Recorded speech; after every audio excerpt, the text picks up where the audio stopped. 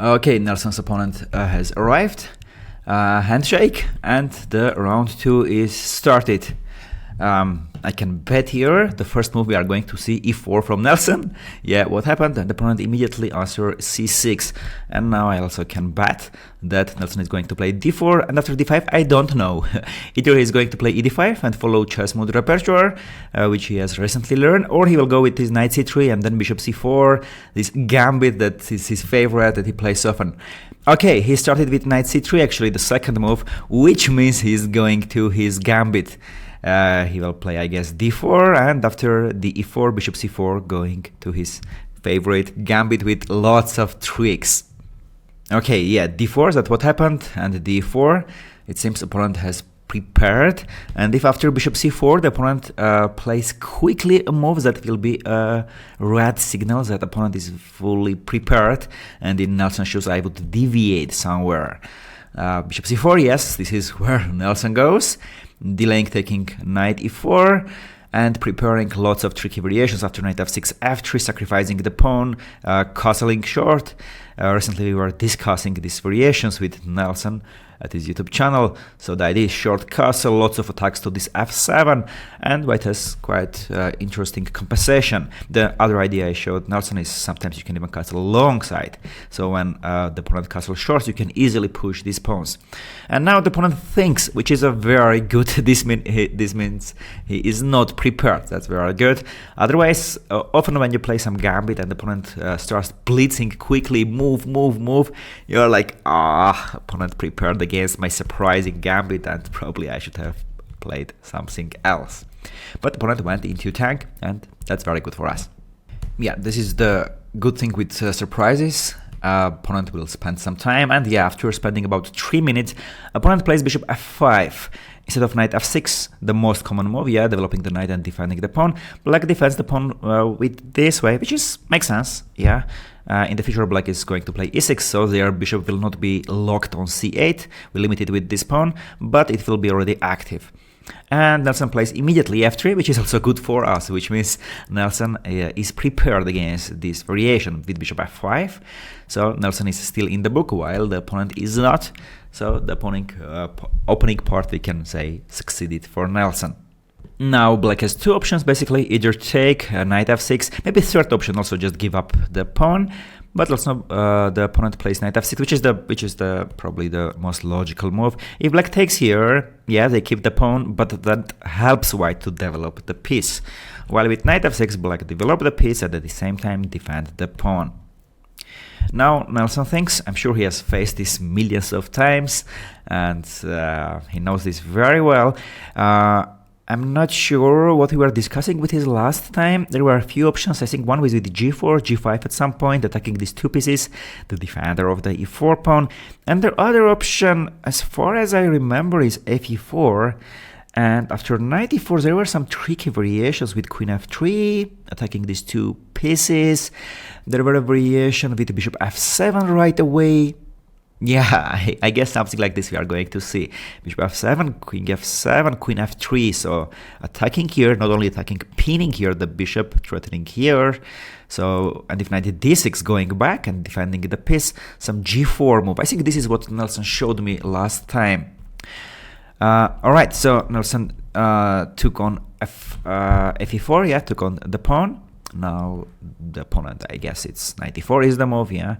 I don't think they will take the bishop e4. This will give some additional tactical opportunities if bishop e4. Plus this bishop would be great to have, because in the future when black castle short, the bishop could defend the king very well. So plus now queen f3 will be, bishop f7 checks, they should calculate black. So I guess knight e4 will be now fast, but now opponent still thinks. Maybe now the opponent realizes that there are some tactical opportunities with bishop f7, queen f3. By the way, there is also a possible queen f3 right away, attacking here two pieces, and if knight d6, black goes back, defends here, and attacks here. I think Nelson was showing me last time this variation with bishop f7. This is like early sacrifice in the opening. And the idea is that this knight d6 is busy defending the bishop f5, so if they take it back, they will lose the bishop. And if king f7, now the king comes closer to our pieces, and after g4, it's not a full sacrifice, because after g4, white is taking back the piece, and there is some interesting variations. I think e6 was the variation, take, and black has two options, knight f5, e5, it's some crazy fight, and I guess something like this we are going to see today. Well, the opponent is still thinking, spending 9 minutes already and realizing there are some tactical opportunities, and Nelson got tired and left the board, kind of saying, go and figure it out yourself, all I have prepared for you at home. And the opponent is going to spend, I guess, more time now. Well, black thinks like, what the heck, I came into, I could play just normal opening, and I went into these problematic variations, and now I need to calculate bishop f7, queen f3, yeah? But at the same time, yeah, black played the normal opening, they played Skyrocket, it's just gambits, and so whatever opening you play, always it's possible to face against gambits, so you need to be prepared. Nelson is coming back, 94, and now in these cases, guys, usually you need to reply immediately, because you knew that 94 was the opponent's main move, and you better prepare and play fast, which Nelson does, and plays knight f3, which surprises me, because I'm almost sure queen f3 or bishop f7, one of these moves was his preparation, and I guess he has also videos on this on YouTube with these lines, but maybe knight f3 is the move that he prepared. Well, not maybe, for sure, yeah, he played this for hundreds of times, if not thousands, and he cannot mess it up, so knight f3 should be a preparation, which seems still quite aggressive, you know.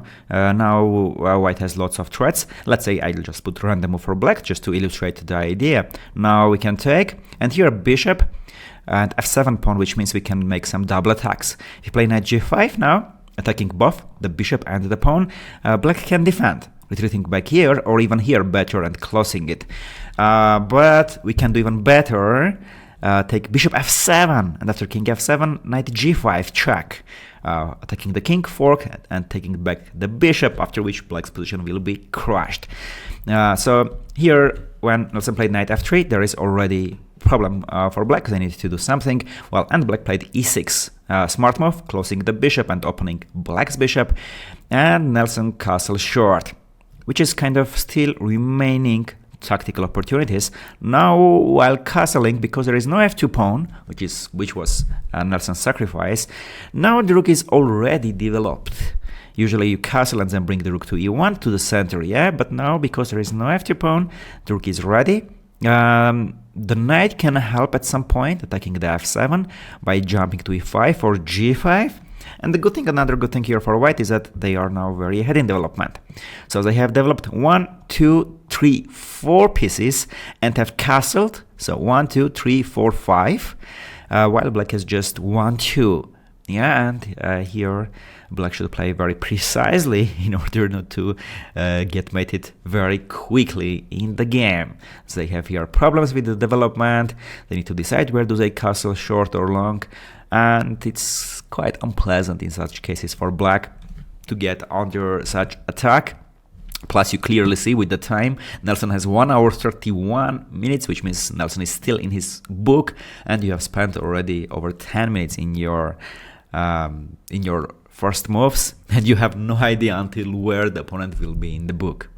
Black plays bishop e7, which is a probably best move, bishop e7, developing the bishop, taking control this g5 square, and maybe at some point castling short. I'm not sure really, will be the king here safer on short side, because the rook is here, the bishop will attack, this bishop might join back from this diagonal, the knight can come here, queen can come here, yeah. Not sure if it's safe here. Maybe castle long side at some point. So like knight d7, queen maybe goes here and castle long. Maybe there is safer. But still, yeah, this c6 pawn, which will give white easy attack with pushing the pawns, because there is a target for attack. Plus the bishop on f4 here will bombard the king. Yeah, not very clear where to go with the king. But bishop e7 certainly is a good move, developing the piece. And waiting for white. And now Nelson starts thinking. It's already more than a 1 minute, which means, okay, Nelson is also out of the book. now black is happy to see this usually in such cases, because you know, okay, now opponent is also out of the book, so we both play with our brain. Well, Nelson spent already about 7 minutes. He need to make something, and yeah, queen e2 makes sense. Makes sense. You're not committing where to develop. Where to develop this bishop. Probably on f4 it's gonna be, but queen's position it seems is on e2. Yeah, why on e2? Because the rook will work here, the queen will work here. So if black delays castling, the queen can create some problems, and you also connect the rook. So in some moment the rook is coming to e1. Plus on everything you are saying to the opponent, like, please commit with a move. You either go back to f6, losing a tempo. You either go back to d6, farther from the king side, so when you castle the knight will be far, or you take on c3, after which, yes, these pawns will be doubled, but the pawn come here, certains the pawn, white sacrifice the pawn, so they are kind of in all-in, and they are deciding to go fully for attack, and this is not bad for white, even though it's double pawns. At some point rook can join here, maybe c4, d5, some breakthroughs are possible, and now black needs to make decisions. They have 3 moves, knight c3, knight d6, and knight f6. And black decide to go back to d6. Well, personally, I think I would take here, because after knight c3, bc3, it is like your move, you need to make a move. I guess knight d7, knight f6, strengthening the king side and castling short. This is what I would do personally. When you do this knight d6, trying to take this bishop, I guess Nelson is not going to give this bishop. He will go back here to trade this defender of the king, or maybe even here, which seems to me even better. You keep an eye here. At some point, some sacrifices are possible, like you play knight e5, knight f7, the rook is working here, the bishop is working here, yeah. So, just to illustrate it, let's say black ignores this and then pushing these pawns, trying to do this. Now some tactical opportunities are there. Here, here, here. And white has this bishop, this knight, this rook. There might be something, you know, like, for example, yeah, knight f7 and take here, or bishop e6, or queen e6 even, yeah, because of the pin. So things can be dangerous here. So bishop b3 I would play. Yeah, Nelson did it. Great. Nelson did it. Bishop b3, keeping it here. And even if black castle short, still the bishop is going to look there. Even though these pawns are solid, but still in the future there are tactical things possible. And knight d7. I like this move. I think black played very well. They are not committing with their king. They don't show their cards. Do they castle short? Or are they preparing to move the queen here or here and castle long? And this move was anyway, sooner or later, this knight should be here, and then either here or here. So this is a good move. Plus it controls the e5 square. Now what to do for white? One option will be maybe to play knight e5, coming here closer to this, and if knight e5, take d5 with tempo, attacking this knight, and then play bishop e3, rook d1, and play quickly. The other option might be bishop f4, keeping this bishop here, so if black castles long, the bishop will be ready. The other option now I'm thinking a little bit about a strange move like king h1, taking the king farther from this diagonal. And you know what's the idea of king h1? So if white castle short at some point, yeah, we start pushing this pawn. It seems crazy, we are weakening the king, but to play g4, and then if they take maybe queen g2 and rook g1 and start attacking here, plus this is a waiting move, saying like kind of black decide where do you go. Oh, Nelson did it! Wow, this is I thought it's like very strange move with some idea, and Nelson did it earlier than I was brainstorming about this. So, quite interesting move. Great job. And if short castle, I think this is what Nelson has in his mind. He is going to push this pawn, sacrifice the second pawn, as we have seen in the first round. He will try to play another immortal game. G4, give up this pawn, and try to use this file for the rook. And if black bishop goes back, at some point organize h4, maybe even now h4, h5, trying to push, sacrifice this pawn and trying to use this file. We will see. Well, at the same time, black is not committed to castle yet. They might play a move like knight f6 or queen c7. Okay, black plays b5. This is very good news for us. This is not a good move for sure. Few downsides of this move. First of all, we were discussing that with knight d7, black played very smart. They don't show their cards. Do they castle short or do they castle long? When you play b5, you certainly show your cards. You say, I am not going to castle long. You don't play b5, weaken your queen side, and push the pawns that might defend your king. Yeah. The other problem of the b5 move is that it's weakening the queen side, so in the future these pawns will be weaker. And the third problem is that the b7 pawn was defending the c6, and in many variations this might be a problematic pawn. When the knight comes here, it might be double attack at some point to c6 and f7 pawns. At some point the queen can be on f3, attacking the c6. So this is a, I cannot say big mistake, but certainly not the best move here. Additionally, this might allow moves like, I'm thinking about, about move like d5, because the king is still in the center here, and try to play d5 and break through here with an idea after e5 to play knight d4. And now we can see the downside of this move, because with knight d4 we opened our rook, and now two pieces are attacking the bishop. Black has just one defender, and at the same time we are attacking this c6 pawn, because the b7 pawn was gone, attacking the queen, bishop. Yeah, the queen is here and black is losing the queen. They cannot move the queen, because if going here, oh, by the way, here is an idea that earlier Nelson played here king h1. Now this doesn't come with a check, and now it's possible to take the bishop, which is not just winning a bishop but mating the king. Yeah, so if d5 breakthrough, yeah, e5 is not possible, and if cd5, maybe still knight d4. At some point some tactics are possible because this pawn is overloaded. This move is possible, the b5 is hanging. For playing d5, certainly we need to spend serious time, from 10 to 15 minutes. This is a big commitment to play here d5. Another very good move would be here just to develop the bishop, to play bishop f4. Now after that, if you play d5 and the knight d4, it will be even stronger. Plus we are going to play rook e1, yeah? Then all the pieces will be ready, and if black keeps the king here, certainly some breakthrough like d5 will be possible. And yeah, this is what Nelson does. He played bishop f4, not committing with d5, and keeping this d5 option for his next move, or even play rook e1 and then d5. Well, now black should do something about this. Some gray, dark clouds are coming forward their king.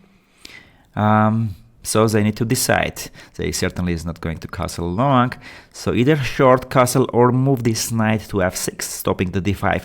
But if knight f6, this will be showcasing the problem of the c6 pawn, knight e5. Now this knight will come with a tempo, opening the rook, coming to the aggressive square, plus on top of everything attacking the c6 pawn, because as we mentioned earlier, the pawn is not on b7.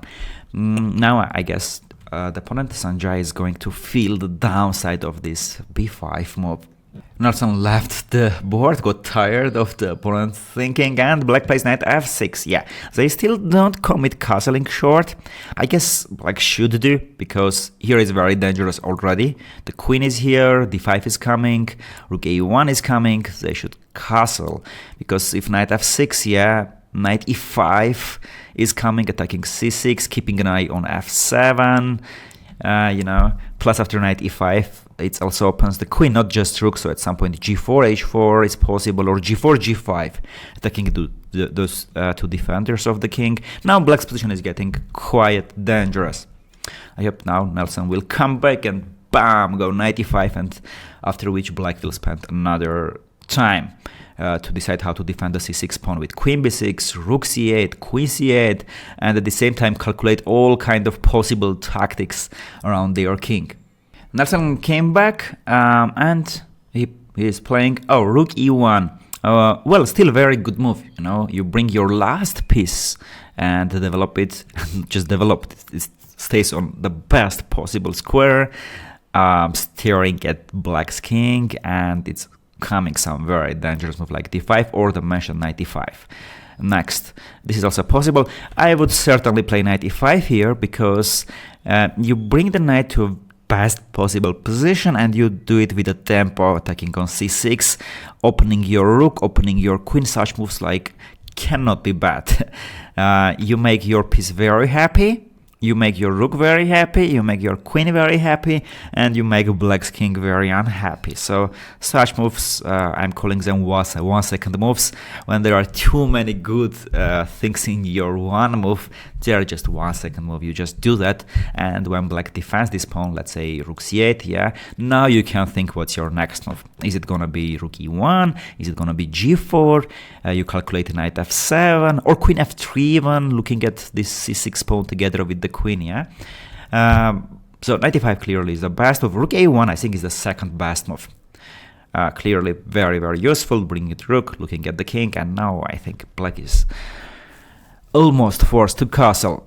Like, we know that black doesn't want to castle, they are delaying and delaying and delaying, yeah. So now when Sanjay castles, clearly he will not be very happy, but now after castling, the king here will be much, much safer than on the center. So black delayed, but I don't think they can delay more. And yeah, after spending some serious time, black finally decides to castle, taking their king into safety. Black didn't want to make this move, and I'm thinking what were their main worries, why they didn't want to castle. And my bet is knight e5, attacking the c6 pawn and the queen knight. There are 2 pieces helping the g4, so black also has just 2 pieces, they cannot take this pawn. And after g4, h4, g5, h5, there might be very dangerous attack. Clearly this was black's main worry. And here Nelson thinks, I don't think there is a better move than knight e5, activating the knight, activating the rook, doing with the tempo, plus preparing all the time some possible tactics on f7. Well, now Nelson spent quite serious time, which is not very good. Okay, and he finally plays knight e5. Great. The good thing is that he played knight e5. The bad thing is that when the opponent is thinking here for a long time, what you should do in such cases during the opponent's time, the opponent is kind of paying with his time, so you both think. And now you need to understand what is opponent's possible moves, and you in advance decide how you are going to play. So clearly one of the main moves black can do here is short castle. So if black spends here 12 minutes, 15 minutes and thinking to the castle, they are spending the time for both of your thinking, and you could be already ready, and in your mind you know, okay, if black castles, I'm going to play this move. And then when the opponent castles, you in 1 second make the move, like knight e5, and you save your time, and it's very, you're putting huge psychological pressure also on the opponent. Opponent is like, okay, what should I do? Should I castle or what? Okay, and they castle, and you bam, immediately a move like, dear opponent, of course that was your only move, what were you thinking? And then you feel like, okay, maybe I am doing bad, especially the opponent is master, and you get into this psychological pressure. If you see top players, especially playing against lower rated players, they often use this trick. While the opponent thinks, they prepare in their mind. If opponent plays this move, I will do this, if this. And once the opponent makes a move, they immediately bam to them. And this psychological pressure can induce lots of mistakes in the future. Well, now the same thing goes for black. When they castled, clearly knight e5 was one of the main moves, and black could be very ready to this and immediately play, but now black spent time. By the way, this is a mistake that because of this in the future people are getting into time troubles, then making very horrible mistakes, blunders, missing tactics, but it just came because of time management. When you castle here, you spend time, and now Nelson spent 10-15 minutes before playing knight e5. You could be really ready, and after knight e5 make your move, whether it's rook c8, queen b6, queen e8, however you want it to defend. Rook c8, and now again in Nelson's shoes I would be completely ready and play my next move in 1 second, because the opponent already spent 10-15 minutes to play rook c8. I would use this time and immediately make a move. I'm very interested now in g4, and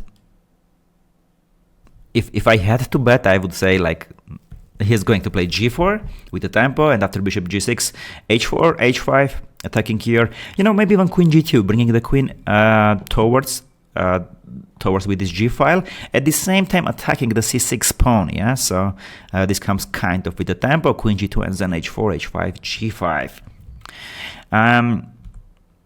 The other thing here, you know, after bishop g6, I was thinking about h4, h5. But now I'm noticing something interesting. Maybe he can take here. Black should take with this. This will leave the e6 pawn undefended. And after hg6, I'm noticing maybe there is bishop e6, sacrificing the bishop, winning the pawn back. And if they take, queen e6 with the check. And the e7 bishop, so if the king moves, we'll just take the e7 bishop, and now we will be pawn up. So the only way to cover the check and at the same time defend the bishop is rook f7. But now this knight is the closer of our rook, and we can play now g5. My calculation might be very wrong, but this is, I'm sharing now live what I'm calculating. And if black moves this knight, we can take this bishop, the defender of the rook, and at the same time open our rook, which means after bishop d6, we are winning this f7 rook with the queen or rook, and already white is winning. So now let me recheck this whole variation, because if this works, well, Nelson is thinking, and I'm sure he's calculating this. So g4, I can see that Nelson is holding his breath, so for sure he's excited and calculating this with bishop g6, knight g6. He's looking around, he's not believing that he's winning the pawn back, and take bishop e6. Yeah, if black doesn't take and just move the bishop, not only white won the pawn back, but after going back, you know, once this pawn is not ready, the bishop on b3 is very happy, and at the same time rook and queen also are very happy. So this would be a very important pawn to win. And this is kind of forced, you know. g4, black should move back the bishop. Well, there is also bishop e4 possible, but it's with check, right? So we should take it. Now black cannot take with this knight, because we can play g5, distract the knight, the defender of the e4 knight, and once the knight moves, we'll take the knight. And if black takes with this one, now I guess there will be possible tactics, like knight f7. Now knight, if they take it back, it's the defender of the e4, will win the piece back. King f7 we can discount, because the rook is on f1, we can take it, check, with discovered attack, check, win the e4, then it's crushed. And if rook f7, taking here, now this is pinned, the rook is pinned, we want to take here, so all black's pieces are kind of getting in trouble. And okay, I think this was very good for white to play here g4, take, and bishop e6. I think this was working, but unfortunately Nelson played queen f3 after long thought, attacking the c6 pawn. But this might be even, we need to calculate here, but this might be even better, attacking so now this pawn, and maybe he still keeps in mind to play g4 and all those tactics. Because how to defend now the c6 pawn? If queen b6, now g4 might be even stronger, and if bishop g6, maybe now g5, because once this knight moves, there will be knight d7 fork.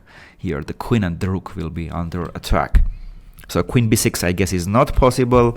If queen e8, g4, well, now the queen strengthened here, so that tactic might not work, but this h4 is still very dangerous. h4, h5, g5. So this is still a very good move. This is still a very good move. And if knight d5, well, this knight goes farther for the king. Yeah, this is still good. And black plays b4. Instead of defending the c6 pawn, they go b4, attacking the knight. Well, the advantage of this move is that they are kind of freeing the e4 square. So now once we move this knight, after g4, yeah, black will have bishop e4. For example, yeah, we play knight f4. I will put just random move for black.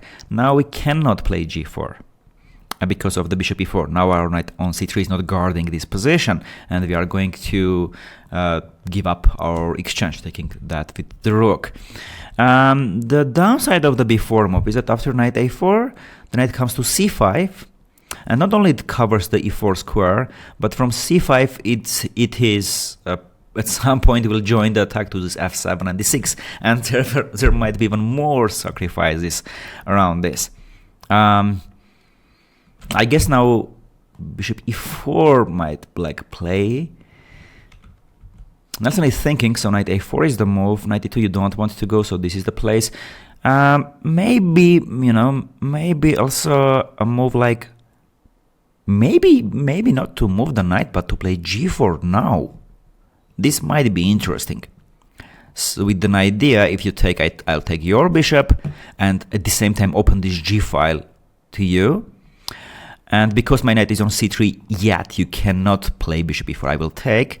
And if bishop g6, now we will not move this, but we take it first, and then play knight a4, knight c5, and bring another knight to sacrifice here. Plus, with this pawn here, h4, h5 is still possible. White has decent compensation here. Here I see the engine evaluation mark. It says that black is better, but practically black is not better. Objectively maybe, but practically during the actual game, well, you need to find lots of only moves and defend the king. Engine doesn't carry, it's engine, it will find, yeah, but for human it's very difficult. So yeah, knight a4 and g4, two moves are possible, and now when Nelson thinks and spent his time, clearly he has noticed the g4, and this is where he is brainstorming. So now the same thing goes here. If knight a4, black should be ready, if you are a strong player, and play immediately a move, because the opponent spent all the time and you had time to think how to answer. And Nelson goes for g4, great, this is very strong move actually. I love it. Yeah, Nelson, today I'm guessing your moves. I'm in a better shape. With g4, now, as we discussed, bishop e4 not possible. If bishop g6 will take here, get rid of that bishop, and then play knight a4, knight c5. Because if, oh, you know what, if we played knight a4, we might allow bishop e4, bishop d5. While when we play g4, we will not allow this. So g4 probably was even better than knight a4. Okay, so if bc3, we discussed that there is gf5, now we want to take here and crush black's position. And if knight f5, we can take it back, strengthen this pawn structure, and now it's coming some tactics. I'll just put just random move to illustrate the possible tactical opportunities. We can take this pawn, I guess, the defender of it, and after rook f7, bishop e6. Now the rook is under pin. This is here, this is from here. Not very clear how to where the knight can go. Let's say h4, but then it can be here, attacking on h3 plus the c8 double attack. The rook is still pinned. There might be very unpleasant things in this position. So yeah, g4. So black should go either back or take. For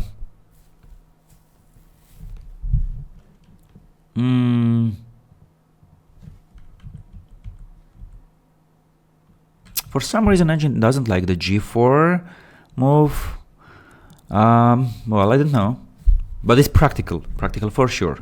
Oh, there was another thing, you know, if black takes here knight g4, and after knight g4 now takes bc3. But the problem is that, let's say we take it back, yeah, the g file is open for the king. Well, I see this is the reason why engine doesn't like it, the g4 move, but this is very dangerous for black. If I was me, I might have stopped the calculation here. Rook g1 is coming very dangerous, yeah. So, okay, let's go back to see what happened. So after g4, black took bc3 and gf5, so it's coming here, taking everything, and black's only move now, I guess, is knight f5. They cannot take it here and open more the bishop. So knight f5 is gonna happen. Black is almost, I'm not afraid to use this word, wasting their time. You have no other move, you better take on f5. And here, if Nelson thought it, this would be another story, because there is possibility still. bc3, knight f7 right away, or even knight c6. With tempo attacking the queen, yeah. So if here Nelson starts thinking, that makes sense. But now for black to waste the time, you not only waste your time and spending time, right? But also the opponent has time to think and understand how he's going to play after your move. So knight f5, and here Nelson has options. bc3, knight f7. I don't think knight f7 now will work. This pawn might be too dangerous, and it seems to me premature. Plus the d4 pawn is not defended. So if knight f7, rook f7, bishop e6, you know, because our pawn is not here and not defending it, black can take knight d4, attacking the queen, forcing us to take on f7, after which now what will happen? Yeah, the king is here, but the knight on f6 defends everything, and now black has two minor pieces against rook, and this is probably not good for us. Knight c6 is possible, but I don't like kind of that move. I want to keep this knight here. So bc3 seems to me the most practical. bc3, just strengthening the center, not worrying about the double pawns. And then at some moment, like capture here, plus rook g1 is coming. This will be for sure the most unpleasant thing for black in this position. Nelson used the power of his hoodie, closed the heads and hairs, and takes bc3. Great, great. I love this move. You just strengthen and you kind of ask the opponent a question. You kind of say, hey man, I want to take your c6, I want to take on f7, and I want to bring the rook and mate you with these files. Go and figure it out. You have just 40 minutes. You might get soon into time trouble. So this is great. And now black has some practical problems. Black plays knight d5. Well, I think this is the best move because it has two purposes. The c6 was hanging plus f7, and black with knight d5. One move they closed both our bishop and both the queen, and Nelson replied immediately. This is exactly what we were talking about, yeah? Once you know that the opponent has one certain move, like knight d5, which Nelson noticed, I didn't notice, this is really black's best move, but he was already ready and he played immediately bishop d2, keeping the bishop, so in the future it can attack, and also defending the c3, making the queen free to move around, right? The queen is strong piece, it doesn't want to stay here and defend the pawn. Bishop kind of says, I will defend here, at the same time, once rook is on g1, I can join the attack. So, dear queen, you are the strongest piece, be free, go wherever you want, g4, g2, h5, wherever you go, I will guard everything here. And how here Nelson spent his time, while it was the opponent move here in this position, yeah, he was still on the board, he was not working, he was calculating, and after knight d5 played immediately bishop d2. And now black is going to spend another time understanding how to deal with all those possible rook g1, maybe c4, d5 at some point, maybe knight f7, yeah. Now I see that evaluation marks that engine thinks that black is better. Yeah, objectively probably is better, but practically very difficult. And black plays bishop d6. Well, I'm not sure what's the idea of the move. Because if you take on e5, I will put a random move, right? Just so we think together. If the idea was coming and taking here, I can take with the pawn. And now this means that the knight cannot go back at some point and defend the king. Plus, when I have the rook on g1, I might have bishop g5, bishop f6, and attack here To illustrate it, again, I will put random move for black. Let's say rook g1, yeah, queen goes, and bishop g5, bishop f6 using this pin, and this pawn might be very strong here. So I'm not sure about this move, bishop d6. Well, now white has two moves, rook g1, bringing the rook to the best possible position. The other option I see is bishop c4, bishop d3, bringing the bishop here. So these two bishops together can bombard the bishop from here, the bishop from here. And this is another option. So bishop c4, rook g1. Maybe c4 is c4 is not possible. It weakens the d4. So either bishop c4 or rook g1. I kind of like rook g1. It's straightforward, and it creates immediate questions for the opponent. And yeah, rook g1, this is what Nelson does. Rook g1, bring the other rook, and this is great. Now if king tries to escape and says, oh, I'm afraid from your rook and I'll stay here, it's not fully solving the problem. And now the queen can join from here.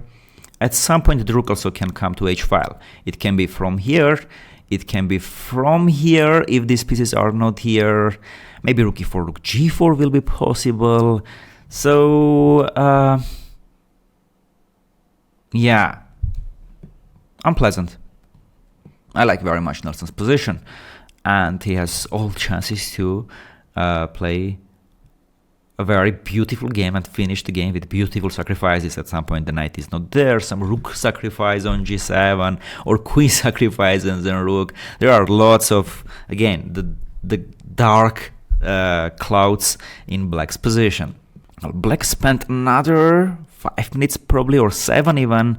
Okay, and they take only 5. Well, black is not doing well with their time management, so if they at the end have good position but blunder and lose, often they say, oh, I blunder, I need to improve my tactic, but actually you need to improve your time management and practical moves. You just played bishop d6, your last move right here, and what was the idea with bishop d6? You came here to take this or to play f6, whatever. Rook g1 clearly white's most logical move, so you better already know what you are playing your next move. You cannot spend 10 moves on every move, you will get into time trouble. So bishop e5 was played, and now Nelson thinks this is not really easy solution. d5 is possible. You kind of don't want to take d5 because you will leave these two pawns here alone. When the pawn is on d4, they are not feeling so bad because they are like here, kind of, they have this brotherhood. They can go together in the future, these three pawns together.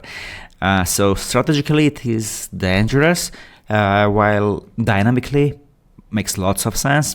And the alternative possibility is rook e5. And now you are kind of saying, I am pawn down, but I have bishop pair, which a lot compensate the compensation. Plus some c4, d5 is possible. These knights, even though right at this moment seems in solid position, after playing c4, d5, there will be breakthroughs. Yeah, and Nelson decides to take rook e5. I don't know really which one is better, d5 or rook e5. d5 looks more aggressive. Rook e5 is more solid, so you don't crush your pawn structure, but still have aggressive game. You can play c4, d5. Just to illustrate it again, I will put some random move for black. Yeah.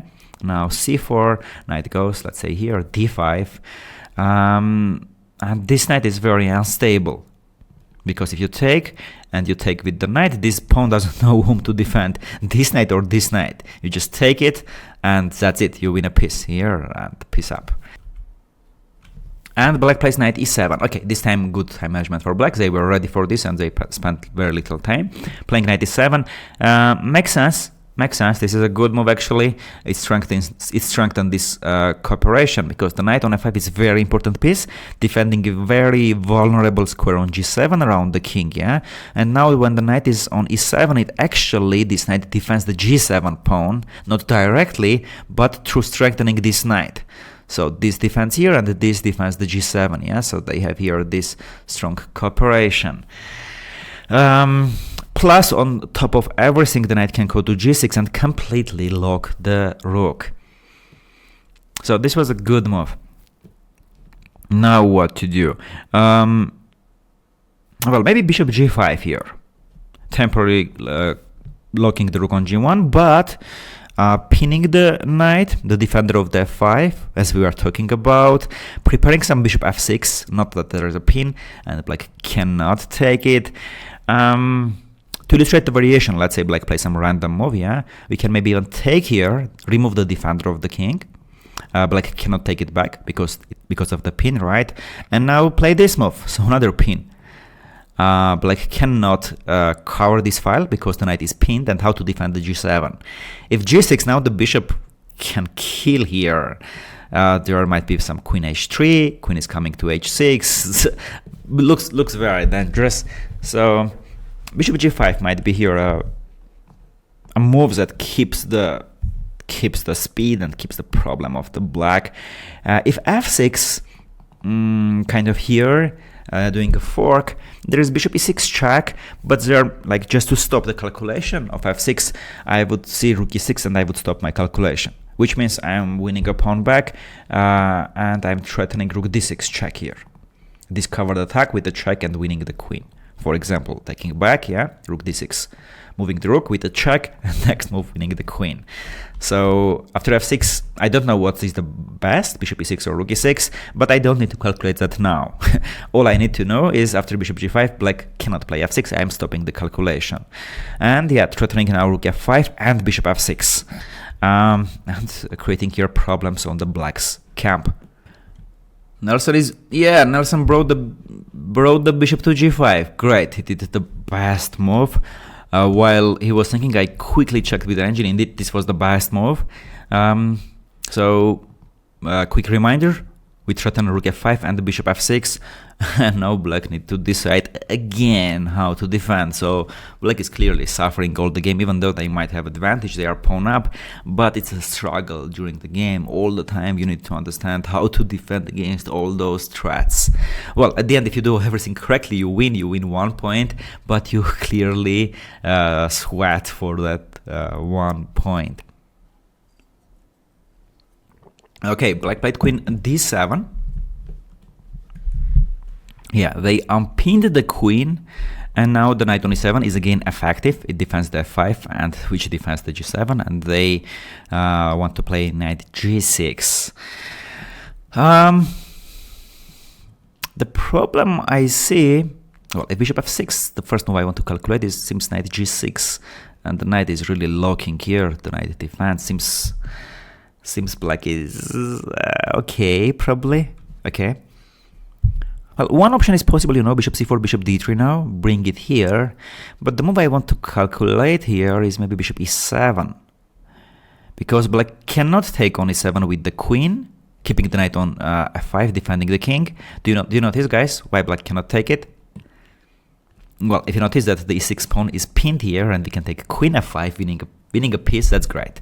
Because ef5, rook e7. Which means black's knight e7 is the only move. And now maybe queen g4. So we want to mate here from g7. But also, do you notice something here possible? Like knight g6, yeah, to defend here, and rook e6. Okay, so this is very good. This might be winning the pawn back. If black takes after bishop e6 track, black is losing their queen.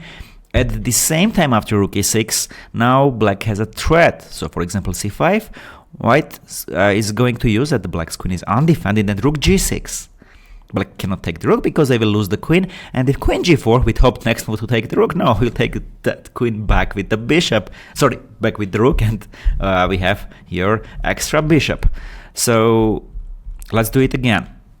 If bishop e7, black cannot take with the queen, and if this queen g4, which is kind of double attack on g7, plus rook e6. Nelson is preparing his move, and he... yes, great. He takes on e7.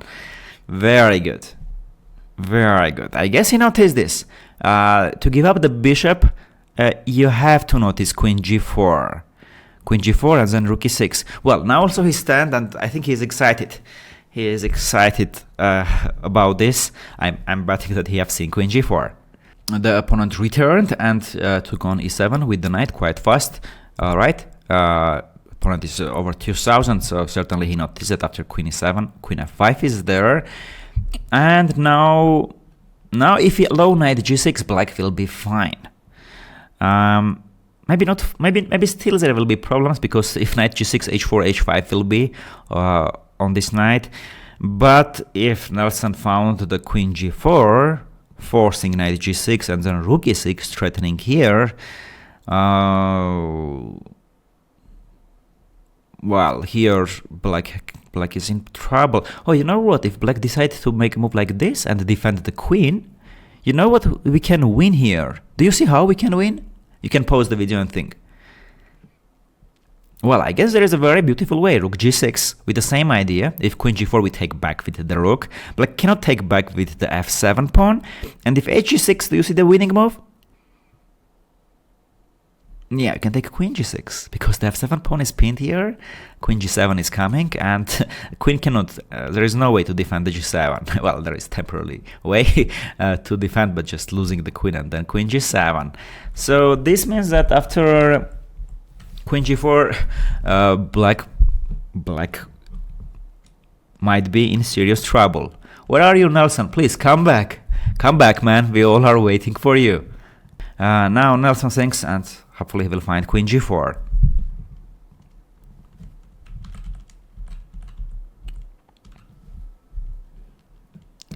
Yes, and he does. He plays the queen g4. Opponent stared at the move, which is good news for us, which most possibly this was a blunder by him. So g7 is hanging. There is no knight f5 defending the g7 pawn from here, because rook f5. Annihilation, you remove the defender, and if they take queen g7 and its mate, rook supports that queen. So if knight g6, we have discussed that rook e6, it's maybe this is winning, you know, because rook g6, how to defend against this move. Even rook d8 didn't work. The same will work if the queen just moves somewhere. The same tactic that we were discussing, take queen g6, and there is no way to defend. So yeah, this might be winning for white. And black played g6.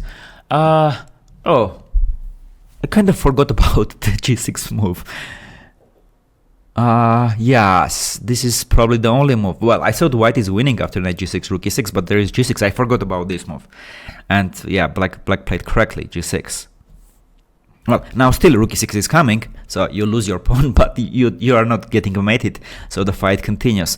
Now probably after rook e6, well, certainly you cannot take. After bishop e6, you are going to lose your queen.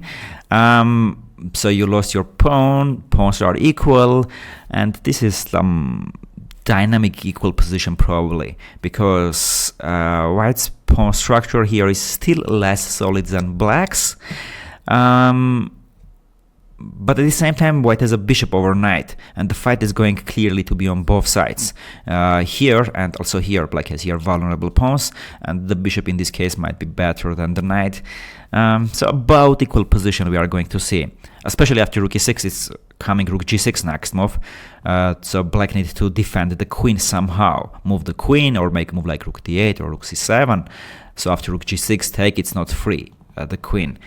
And then maybe just move the rook somewhere, offer the queen trade, and yeah, play this way. Nelson is calculating something.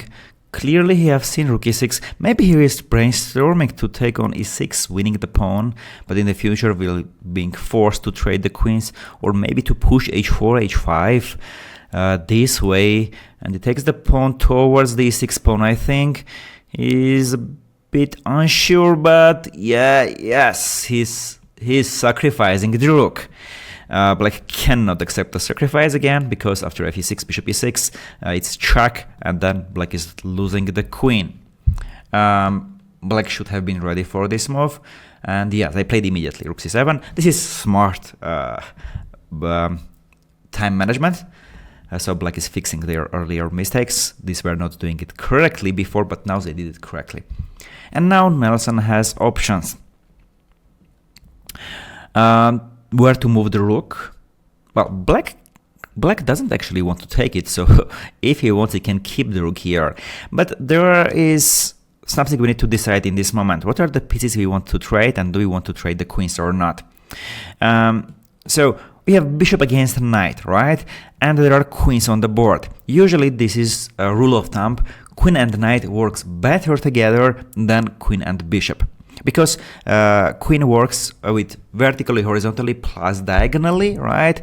Bishop also does the same. Knight does not the same. So in this case, the queen has some kind of other weapon, and together the queen and knight are very dangerous in the attacks, especially that our king here is exposed. We have only one pawn covering it. So in that sense, it makes the rook e5 and rook f6 move, offering queen trade, very logical.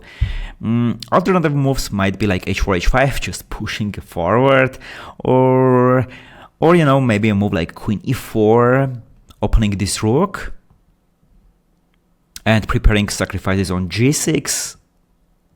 Oh wait. Oh, right. I was thinking rook g6, h g6, and queen g6, but then there is knight g6 and rook g6. You are just queen down. If here was a queen, we could have a perpetual check. Now it's over. But if we move the queen here in this position and play a move like this, now our next move, I will put some random move for black. Now we threaten to take on g6 with this rook or the other rook, and after h g6, rook g6. Sorry. Knight g6, queen g6, the f7 pawn is pinned, black cannot take it, and king h8 we have draw here with perpetual check.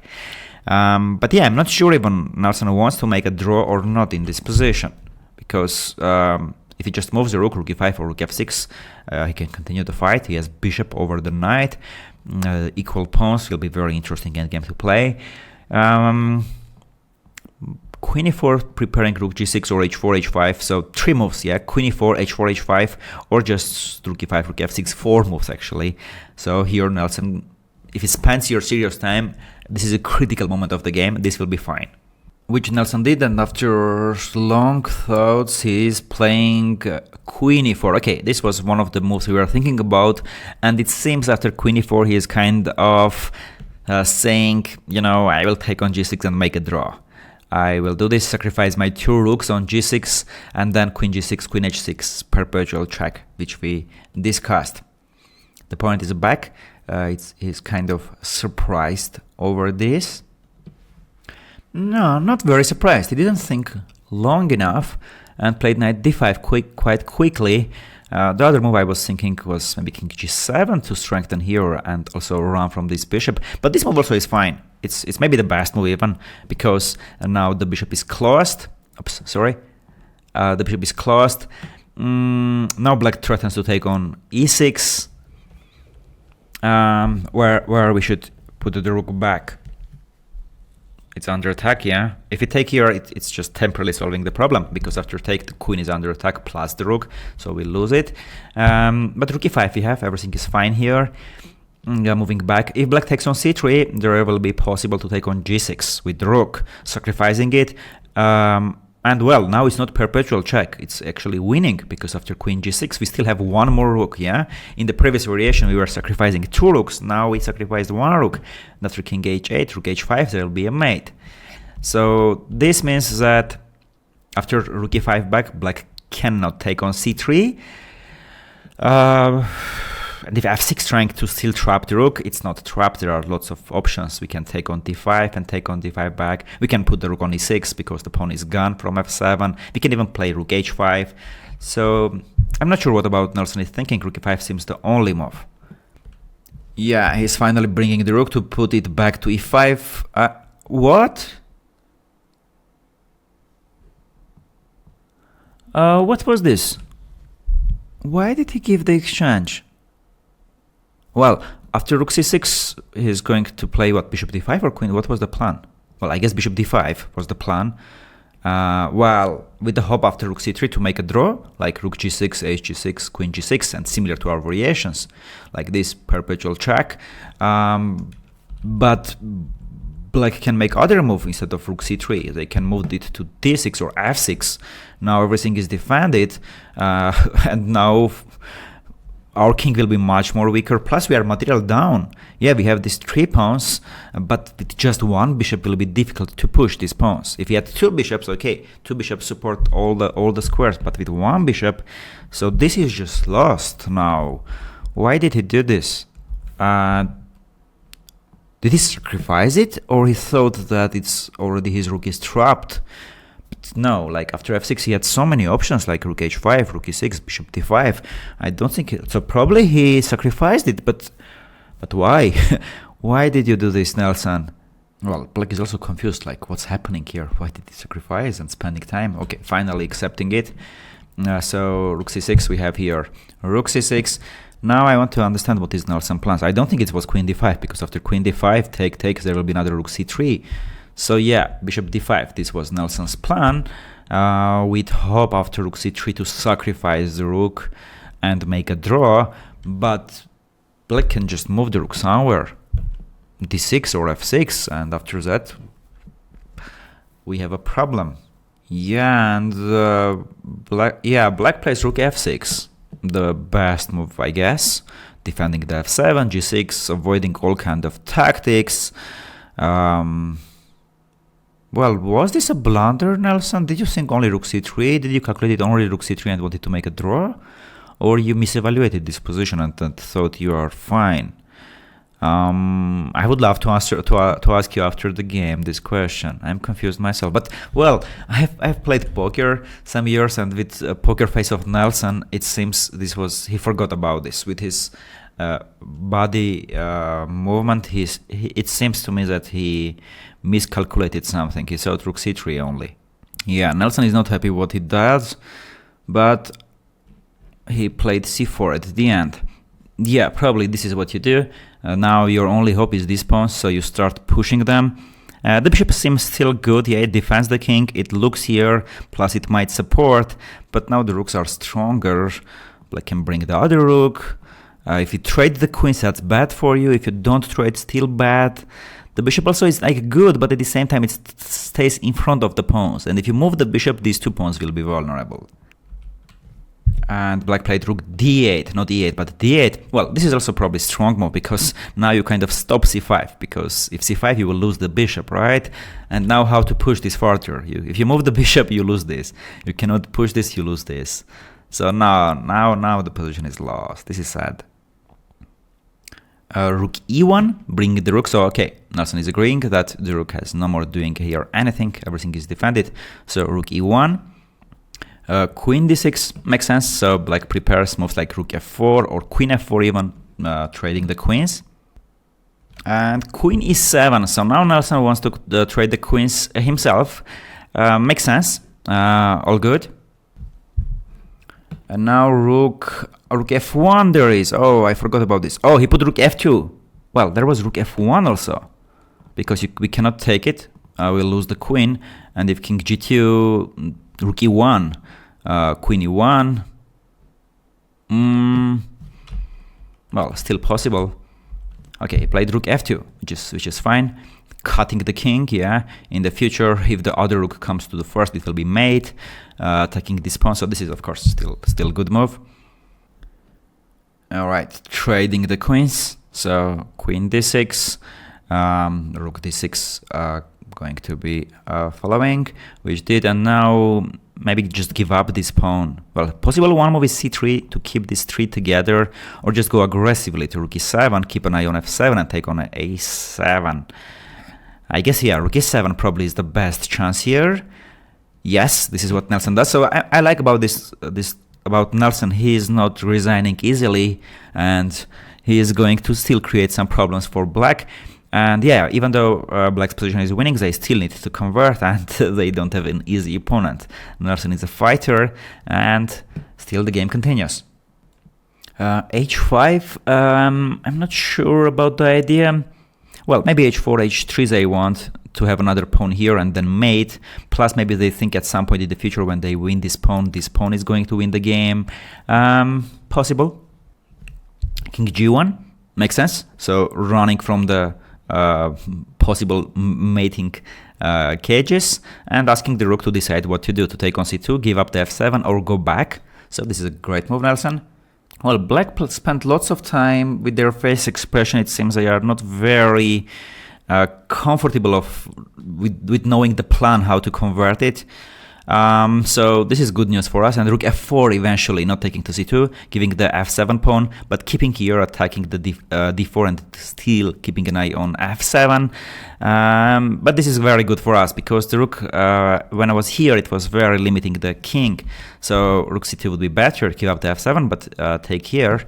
So rook f4, this is good news for us. I guess c3, just simply defending this and keeping these 3 pawns together, and then maybe king g2, king g3, and still asking the rook f4 questions. c3, yeah, Nelson keeps the pawn. Well, Nelson is not going to give up this position easily. He is going to still create problems, and really it's black should still make some correct moves, because the 3 pawns can become 3 queens. And black plays h4 after spending again time. Well, they want to put the pawn on h3, keep the king in the cage, but white can just simply play king g2 now. Rook e4. Nelson trades the rook himself. I don't think this is the best move. Your rook was very active here, attacking here, keeping an eye here. King g2 could be simply possible.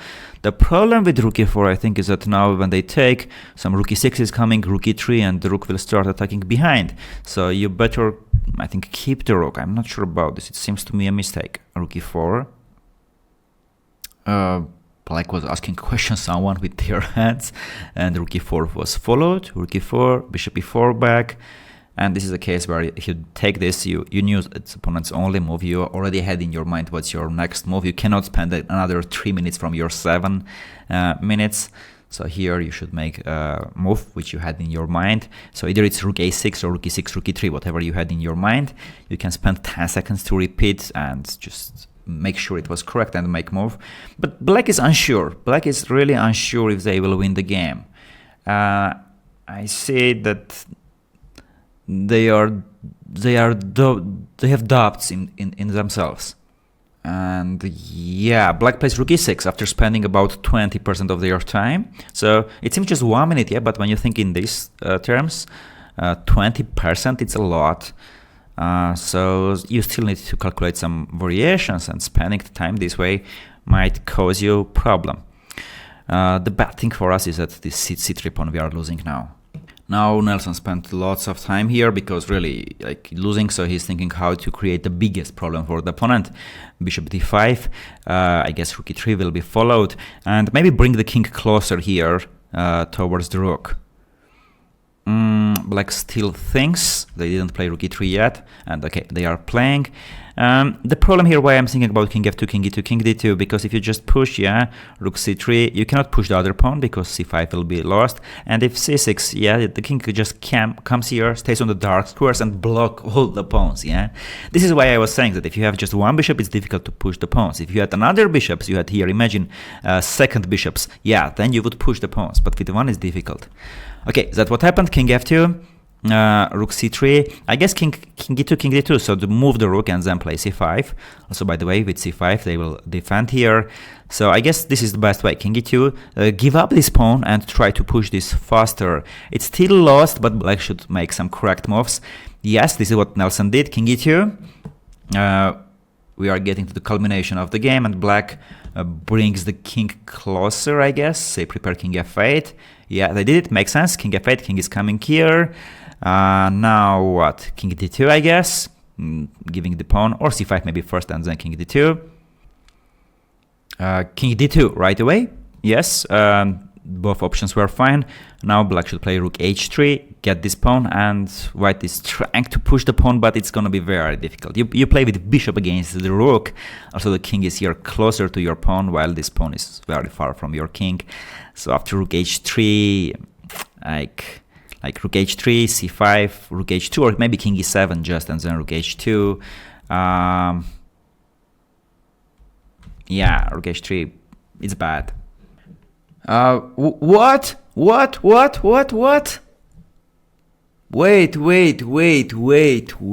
Black just touched the king.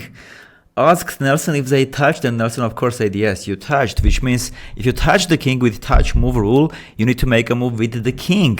You cannot touch all your pieces and play another move. So if king e7, then you just lose your rook, and yeah, black just resigned here, because now you don't have the rook, and these two pawns together with the bishop and kings are unstoppable.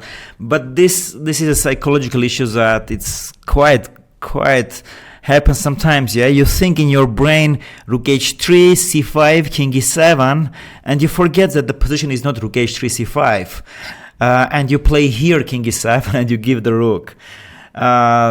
Yeah, this is very sad for the black. However, at the same time, you know, this was a result kind of being under psychological pressure all the time. All the game Nelson was attacking, creating problems, and eventually black lost so much energy that this mistake is the result of all of those. I remember myself, I did it once, similar thing. I was playing in first league of Armenian Championship. It was the last round only. I needed a draw to qualify for the highest league and play against top grandmaster of my country. I was in so much psychological pressure from the very beginning that at the end I had this position. I even wrote an article about this. So in this position, opponent last move was king g6, attacking my rook, the only piece. Yeah, it's rook endgame, you know, and what I did. So taking this pawn or going back, I played a4. I pushed my pawn and gave up the rook, like completely, like just your brain is just off because of the old psychological pressure I was during the game. And this is what happened here to the opponent. He was under all the time psychological pressure, losing energy, and that eventually this happened. So yeah, this is, we can say it's sad, unlucky for black, lucky for white. But if you go a little bit deeper, yeah, there are also other issues like how you save your energy, what you eat before the game, during the game. So chess is not just you do the correct move and that's it. There are many other things. And yeah, here we have seen a dramatic finish. It was played very interesting for both sides, which finished unlucky for black and lucky for us. All right, my friend, Chirmavo was with you, and with this luck, hopefully we'll continue keeping it, and I'll see you at round 3. Hey guys, I want to give you my thoughts after round 2. So first of all, I didn't feel right winning this game, but that's what the rules are. You can't touch one piece and then move another piece. There's a touch move rule, and that's just what it is. It's heartbreaking, obviously, for my opponent, and we've all been there. We've had those moments where you play well and something happens, whether it's a mouse slip or a blunder or just a mental error. So yeah, I feel bad for him and kind of just feel weird winning this game, but you know, that's chess and it happens sometimes. I want to talk about the moment earlier in the game where Ava was mentioning, well, two moments. So first of all, I actually thought right here when I had this queen g4 threatening checkmate and then also threatening to sack here with my bishop coming in, I thought I was just winning. And I didn't realize that he could just play g6. And even though I can sack here, like I'm still, like the game goes on. You know, I was envisioning all these tactics where I could sack something on g6 and I thought it was going to be enough to win. But by leaving the knight there, he's actually doing okay. And so this moment, okay, why did I sack my rook? So let me explain to you exactly what I was thinking. I didn't want to play this move. I did not want to play rook takes c6. I thought that was my only move. Here's why. I calculated rook e5 initially. This is what I was going to play. And then I started thinking about, okay, knight takes c3. And I was like, no, you can't play knight takes c3 because I take, he takes, I take, and I have checkmate. Cool, right? But then as I was double checking, I realized that when I take on g6, he doesn't have to take me back. By the way, guys, there's a bishop here. I should point this out, pinning this pawn. That's why this pawn cannot take. Okay, so the only capture I was looking at was this one and then the checkmate. But I realized he doesn't have to take me back. He just plays king h8. I'm like, wait a second. Now I have a problem because my queen is under attack. My rook is under attack. How do I save both of those pieces? Also, that king that we just talked about is no longer on g8. So my rook is actually being attacked two ways. And my queen's being attacked by the knight. I'm like, this is not a good position. And I was looking at like queen h4. And I'm like, that doesn't work. He just takes me with the f pawn. I was looking at like, you know, maybe queen f5. Like I was looking at some different moves. I missed the only move for me, which is good, queen f4. This is what I did not see. If I would have saw this move, I would have absolutely played rook e5. The reason queen f4 is so good, first of all, you can't take with the f pawn because I was pinning you, and now I just have a checkmate. Okay. If you take with the other pawn, my queen comes in on h6, which forces the king back here in line with the bishop again. Now I can take this because you can't take me, right? Because it puts your king in check. You have to go here, and then we get this checkmate that we saw before. So just going back to the problem that I had, right? My queen's under attack and my rook's under attack. Queen f4 solves all three problems at the same time. Queen is now saved. This is no longer an option. This is no longer an option because of the checkmate I just showed you. And it's a good move. I'm threatening to come in here, maybe come over here. Like there's a lot of potential moves for my queen. And black, I guess, has to play queen d8 to try to stop those. And then I can save my rook. The game goes on, but you could see black's king is obviously totally in shambles, and I'm gonna probably win this game pretty easily. So that's pretty much all I needed to notice, was that I can allow this move because I have the sack followed by queen f4. That's what I didn't see. So my opponent probably wouldn't have played here this. They would have played some other move. I don't know. King g7 looks like a good move, and the game would have gone on, but it's relatively equal. So going back to the game, I didn't see that. I thought I was in trouble after knight takes c3. So I felt like, well, what else can I play? My rook is out of options. If I can't go to e5, it's about to get captured. And so I thought I have to do this. That's what was going on in my mind. And I also was thinking like, maybe these pawns are like not so bad. And I thought, okay, once I get this, that maybe there's a chance I can get these pawns rolling. Like, I think when you play a lot of speed chess, right? Like these types of situations can actually win because your opponent doesn't have time to figure out the correct defense, and you can push, and a lot of times you can get into good positions. But in a classical game, they have time to think and figure out the solution, and they can solve the problem. So really just a bad position for me. So got lucky, on this one. But yeah, that's what was going through my mind. So I just wanted to share that with you guys. And yeah, I'll see you in round 3.